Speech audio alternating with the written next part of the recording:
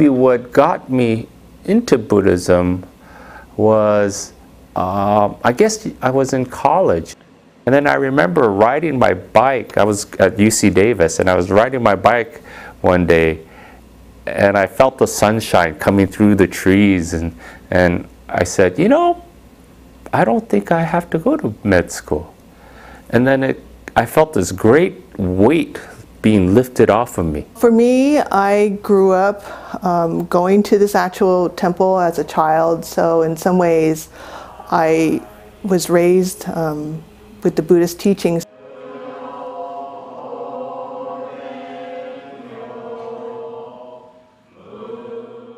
I was raised in a Buddhist family. Both my parents are Buddhist. In fact, they belong to a particular sect of Buddhism called the Tenrikyo Church.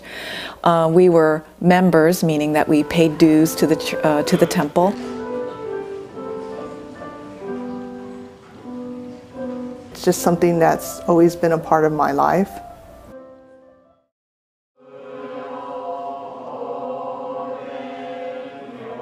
At our temple, of course, we conduct services for funerals.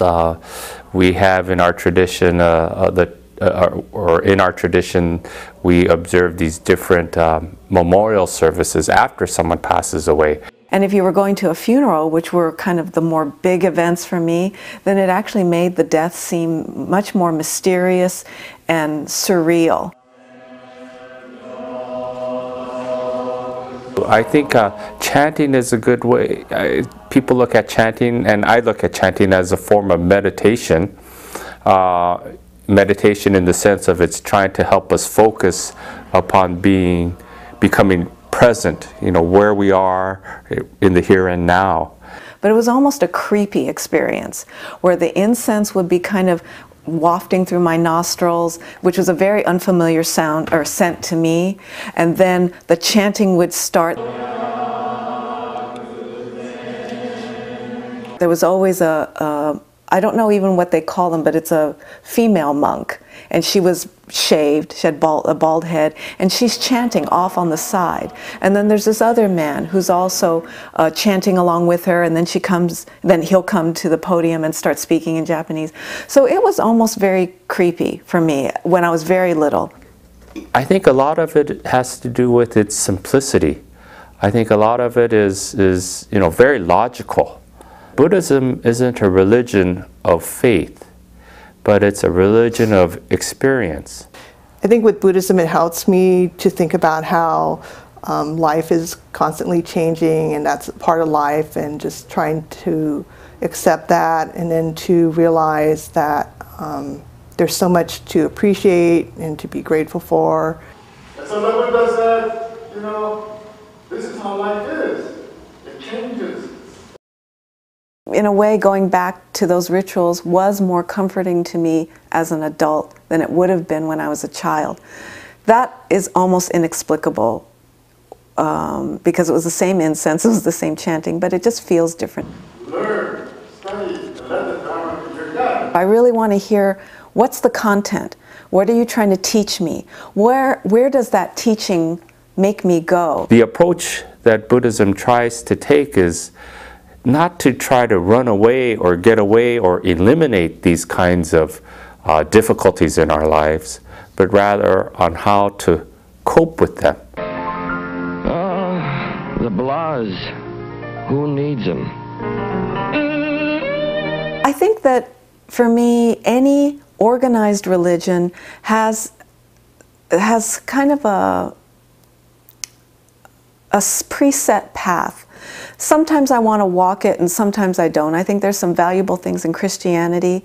I think there's some valuable things in Buddhism. But at the end of the day, for me, I want to be independent in how I view the world. And sometimes I think the organized religion inhibits me from finding my own reasoning, or it would inhibit me from looking into even another faith like Judaism or Islam for other voices and other ideas that also might pertain to my life. So I don't have anything against organized religion per se, but for me personally, I think it would actually get in the way, and I think I got enough of it maybe growing up.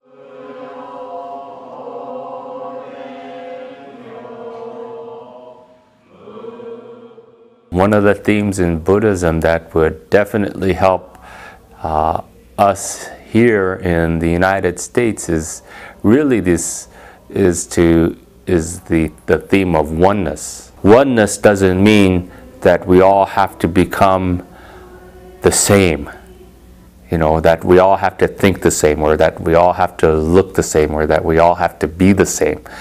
Oneness really means to be able to respect each other just as they are.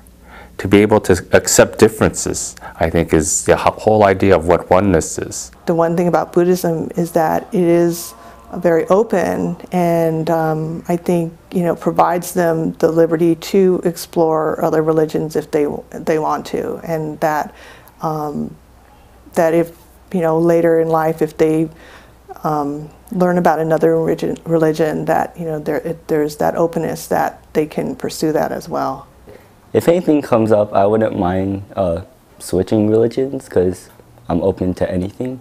I think that is the beauty of Buddhism, in a way, that unlike Christianity, there isn't really a philosophy about converting people.